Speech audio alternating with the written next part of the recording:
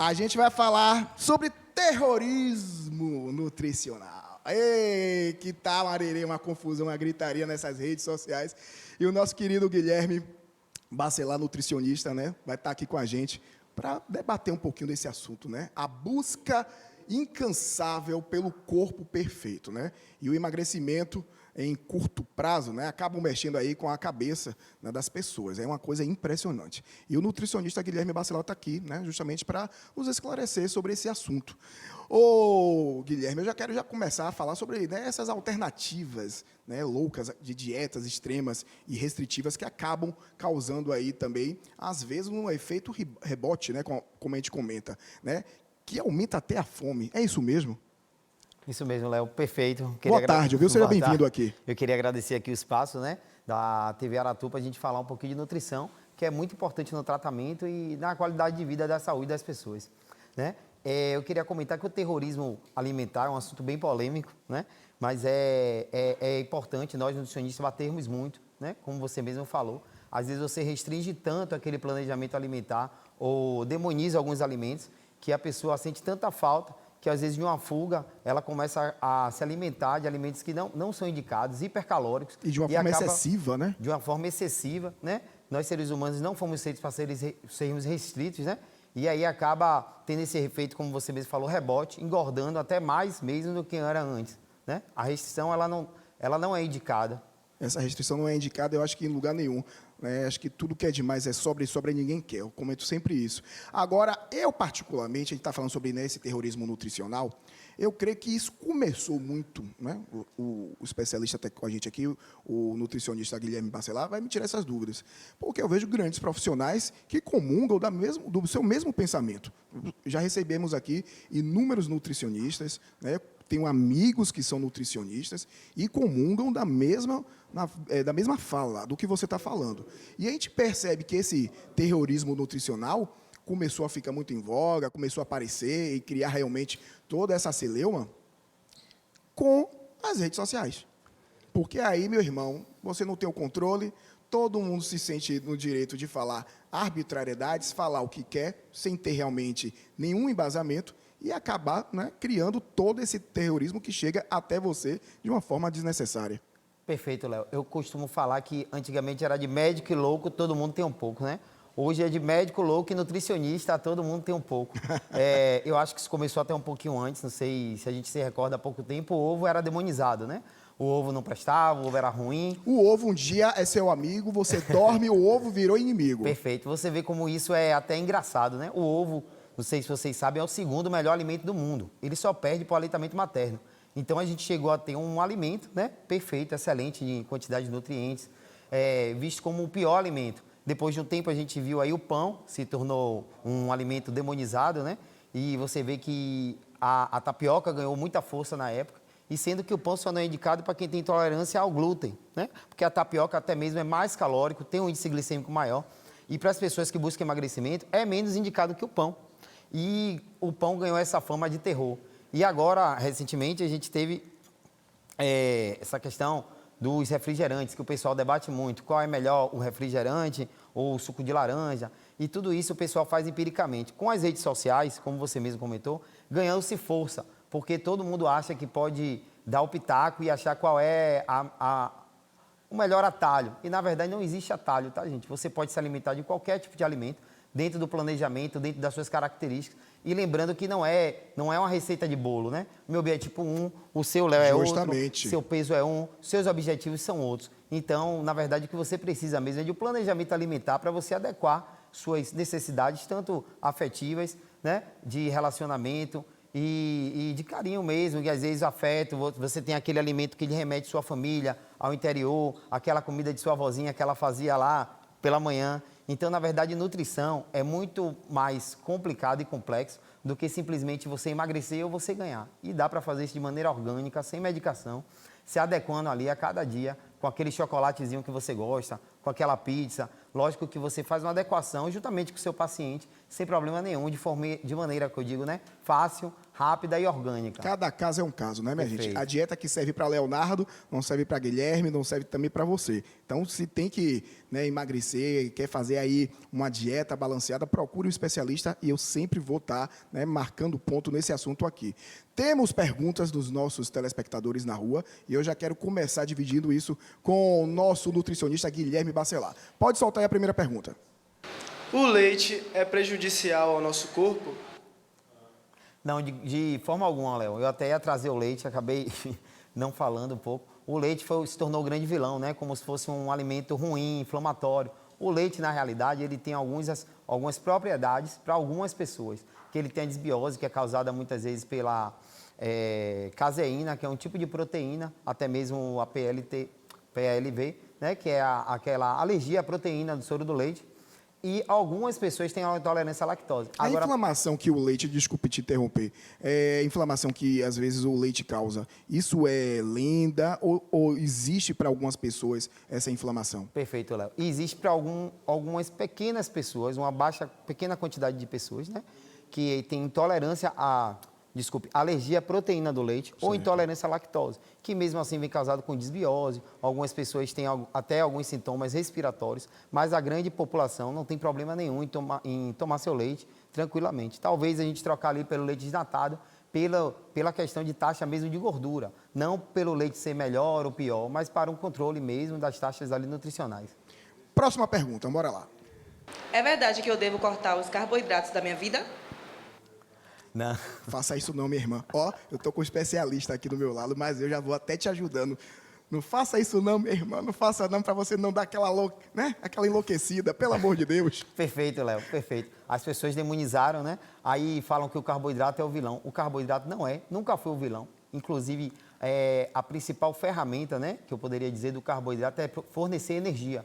Aí imagine, Léo, você tira o carboidrato que fornece energia para a gente, né? Aí você tem várias repercussões, dores de cabeça, estresse, mau humor. O que é que a gente tem que ter o cuidado com o carboidrato, né? Como sempre, tudo é liberado, mas não é assim de forma deliberada, né? Você tem que adequar ali, utilizar o carboidrato de uma melhor forma, geralmente mais durante o dia, porque é a hora que você mais necessita de energia. Mas assim, gente, entenda que o carboidrato, você precisa dele da mesma forma que você precisa da proteína e da gordura. Percebeu só a importância? Ó, chega uma pergunta, né, da nossa produção em relação à disbiose. Se quem tem a disbiose, né, pode tomar leite, tem algum problema em relação a isso? Pode sim. Leite desnatado. Na verdade, a gente tem que ver qual é o grau da desbiose, né? E hoje em dia tem várias medicações que a gente pode estar controlando, ou com o médico, ou juntamente com o seu nutricionista, tem os probióticos, que você pode estar adequando e ver qual é esse grau seu de intolerância. Se é a lactose, se é realmente a disbiose, se é uma síndrome de intestino irritável, ou, se for o caso também, você evitar, porque às vezes é só mesmo a intolerânciazinha à lactose. Eu tinha uma paciente, Léo, se me permite falar, que ela trazia várias queixas, né? Tinha medo mesmo de comer, ela tinha medo de se alimentar, queria perder 15 quilos, mas tinha medo até do que de comer, porque sentia muitas dores, intolerante à lactose, e mesmo assim, na cabeça dela, ela não conseguia viver sem lactose. A gente fez as adequações, fez o planejamento alimentar. Essa menina não gostava de fazer atividade física, ela chegou com a proposta de perder 15, perdeu 10 quilos em mais ou menos 60, 80 dias e está ótima. Já chegou para mim dizendo que tem que engordar.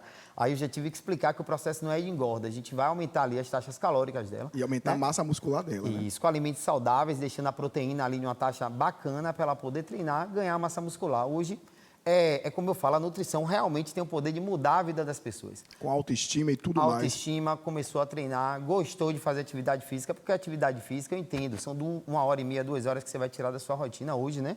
O dia tão corrido, para se prestar para fazer uma atividade física. Mas a atividade física, ela tem muita repercussão quando você vê o retorno, você vê qualidade de vida, você vê que você está se sentindo melhor, você tem mais disposição, a libido melhora, você consegue se sentir melhor para você e seu parceiro. O melhor presente que você pode dar para você é você se cuidar. A alimentação e a atividade física é a chave assim, do sucesso. Maravilha. Agora, eu sei que você em casa deve estar se perguntando, né, o que é disbiose. Só para explicar rapidinho, para a gente já ir para o ao vivo com a querida Cláudia. Desbiose é o processo inflamatório do intestino, que ele não consegue, na verdade, absorver os nutrientes da forma que deveria. E aí vem vários sintomas, né? Dores abdominais, diarreia, ou às vezes prisão de ventre. Então, na verdade, quando você começa a sentir aqueles sintomas ali no processo do trato digestivo, o ideal mesmo é que você procure um especialista para a gente tentar identificar a causa. Na consulta com o nutricionista, a gente faz um inquérito alimentar para tentar identificar qual é o seu maior déficit para a gente poder estar corrigindo. E, se preciso, a gente entra com medicação ali. Mas, geralmente, nem precisa, Léo. Você vai adequando ali alguns nutrientes, alguns excessos, retirando, e você consegue adequar ali, transformar a vida de uma pessoa de forma fácil, rápida e orgânica. Para não ficar nesse desconforto que deve ser realmente muito incômodo. Vou aproveitar que a gente está falando aqui sobre, né, terrorismo nutricional, com o Dr. Guilherme Bacelar, já vou pegar até esse gancho aqui, né, do sorvete. As pessoas falam que é um dos alimentos mais gordurosos, certo? Mas que também não pode enlouquecer. A gente pode tomar aquele sorvetinho, né, sem exageros, não é para você também tomar todo santo dia, porque aí também não cabe. Mas eu vejo, né, muitas pessoas falando que não, jamais, não dê um sorvete para uma criança, não faça isso. Perfeito, Léo. É difícil a gente ver aí a própria mídia, vários lugares você vê alimentos gostosos, né? Explosão de sabor. Aí como é que você vai chegar para uma pessoa normal, uma pessoa que não é aquela pessoa da mídia, não vive do corpo, que ela não vai poder se alimentar do sorvete? Então é muito mais complexo, né? O sorvete ele deve ser utilizado sim de forma esporádica no final de semana para sua relação afetiva com sua família, né? Lógico, como você mesmo falou, tem que ter uma adequação. O que as pessoas precisam é aprender a se alimentar, né? Reservar aquele momento especial para você ter aquele momento de afetividade com seus filhos, com sua família, e ali fazer 1 a 2 refeições sem problema nenhum e depois voltar para o planejamento de acordo com o seu objetivo. Agora, você restringir, eu até entendo, respeito alguns profissionais, tem várias linhas, né, da nutrição, mas eu sou defensor mesmo da dieta nutricional, ou tradicional. Por quê? Porque você aprende a se alimentar, faz escolhas um pouquinho mais diferentes, não foge muito do sabor, né? E eu indico sempre que você, quando vai fazer sua refeição livre, você escolha uma refeição, né, com explosão de sabor e que agregue, no mínimo, a parte psicológica, né? Afetiva. Maravilha. Você tá com criar seus filhos no laços, final né? de Criar semana. memória afetiva. Lógico, a comida é muito, muito importante pela questão afetiva, de relacionamento. Total. Se a gente for fazer uma reunião hoje, a gente para comer e conversar. E cheiro, né? E O o cheiro e os aromas. Só que por isso que é tão importante, talvez, ou você ter um planejamento, mas melhor ainda com um profissional, que você se organiza ali para aquele momento, aquele jantar, tira aqui aquele momento prazeroso e depois volta para o seu planejamento sem problema nenhum. Ninguém engorda um dia só, nem emagrece um dia só. Então, o que você precisa mesmo é de um planejamento. Maravilha. Se você não quer ser Graciane Barbosa, pode tomar seu sorvetinho aí, tranquilo, né? Sem problema, mas sem excessos, é claro. Vamos voltar com as perguntas dos nossos telespectadores. Pode rodar mais um aí, por favor. Qual a diferença se eu trocar a farinha branca pela farinha integral? Pronto, vou levar para a parte do emagrecimento, tá? Nem sempre o alimento, por ser integral, significa que ele é melhor para o emagrecimento. No emagrecimento, a gente trabalha muito com uma coisa chamada déficit calórico, né? O que acontece? Você tem que se preocupar muito com o índice glicêmico dos alimentos. A farinha branca ela tem um índice glicêmico muito alto, as farinhas integrais têm menores. Mas mais importante que isso é você ver ali a caloria, o que a gente chama de déficit calórico. Por isso que a gente não tem que se preocupar tanto com carboidrato, de manhã, de tarde, de noite. O carboidrato da manhã, ele tem a mesma caloria do carboidrato da noite. O que é que a gente faz? A gente faz uma adequação ali para você poder aproveitar melhor o carboidrato durante o dia, como eu tinha falado, já que à noite, geralmente, você vai estar no seu ciclo ali, se cardiando e vai dormir. Mas assim, o que a gente tem que se preocupar muitas vezes, levando para essa parte de obesidade, é a caloria dos alimentos, né? A caloria junto com a qualidade dos alimentos. As farinhas brancas, ela muitas vezes não é um alimento que não é tão prezado pela qualidade do alimento. Já o integral, ele vem melhor. Mas mais importante que isso é você se adequar à caloria, para a gente poder entrar em déficit calórico e você conseguir emagrecer sem sofrer. Maravilha. As perguntas continuam. Estou gostando de ver. Próxima pergunta, por favor. Fazer jejum intermitente faz bem e eu devo fazer todos os dias? Boa pergunta. O famoso... Né, a gente até já abordou esse assunto aqui, que muitas pessoas, né, estão curiosas para saber sobre o jejum intermitente e acabam fazendo de uma forma errada, né? Tem seus benefícios sim, mas se for feito de uma forma correta. Essa é uma excelente pergunta, né? O que acontece com o jejum intermitente? Ela é uma excelente estratégia, né? Principalmente para pacientes grandes obesos, né? Que ele vê ali que ele consegue se controlar. Geralmente o pessoal faz aquela janela ali de 16 a 18 horas, né? Que ele consegue fazer a alimentação de meio-dia e 18, 19 horas. Então ele percebe que ele não tem essa necessidade tanto de comer, né? Que ele consegue controlar, que ele não tem aquela compulsão alimentar. Mas qual é o problema do jejum intermitente? Ele deve ser bem calculado, bem dosado, porque muitas vezes essa pessoa emagrece, mas ele emagrece às custas de muita massa muscular. Qual é o problema da massa muscular, Léo? Principalmente acima dos 30 anos, né? A gente entra num processo chamado de sarcopenia, né? O que é a sarcopenia? É a perda de massa muscular mesmo pela idade, né? E aí a gente começa a ter essa perda de massa muscular, a pessoa ainda faz um jejum intermitente lá com os macros não calculados, aí acaba não batendo o mínimo de meta de proteína e aí não consegue manter sua massa muscular. Emagrece, mas perde muita massa muscular. E a massa muscular, ela é responsável, né, pela qualidade do cabelo, a qualidade da unha. E te dá aquele aspecto, assim, um pouco mais envelhecido, até com um aspecto, né, que está abatido, não é isso? Perfeito. Ia falar disso. Dá aquela questão da imunidade para você, é a massa muscular e vai lhe proporcionar uma velhice melhor. Aí o que acontece? As pessoas fazem de uma forma errônea, aí fica com aquele olho catavérico, né? Sim. Dores de cabeça, que muitas vezes eles conseguem burlar ali pelo café, que o café é pouco calórico, não tem açúcar, então geralmente no jejum intermitente está liberado ali o chá e o café, e vai tapeando. Mas assim, o corpo é muito inteligente, Léo. O que ele acontece? Quando ele vê que você está com a necessidade, você está gastando menos caloria, é como se ele puxasse o freio de mão e ele começasse a descansar mais. Aí o que acontece? Além desses sintomas que eu falei, você tem aquela sonolência excessiva, aquela perda de déficit de atenção, né? Então, na verdade, eu acredito que é uma estratégia sim, mas tem que ser bem avaliada e caso a caso. Para pessoas que têm pouco tempo de se alimentar, né? Você faz ali 2 refeições para manter o mínimo das necessidades, né, nutricional da pessoa, ou pacientes grandes obesos, principalmente naquela dose de start, para ele ver que ele consegue emagrecer, que ele não tem essa compulsão toda por doce, mas também por uma questão psicológica, né? Aproveitando aí o gancho do meu colega psicólogo ali, e tratar, porque a nutrição, ela está muito associada à psicologia, e essa parte de terrorismo alimentar é muito importante por causa disso. A gente trata com pessoas, né, que têm questões de ansiedade, questões afetivas, como eu mesmo falei, e aí você restringe tudo, essa pessoa não consegue levar e muitas vezes se frustra, fica frustrado, acha que dieta não é para ele, que ele não consegue, que vai ficar Não alcança os obeso o resto da objetivos, vida, né? não alcança o objetivo, e isso é muito ruim para a questão mesmo de saúde da pessoa. Agradecer aqui também o nosso querido nutricionista, Guilherme Bacelar, né, que tirou aqui várias dúvidas sobre esse terrorismo nutricional. Guilherme, muito obrigado, né, pela sua presença, bem-vindo, e pode deixar a sua rede social para as pessoas se comunicarem contigo.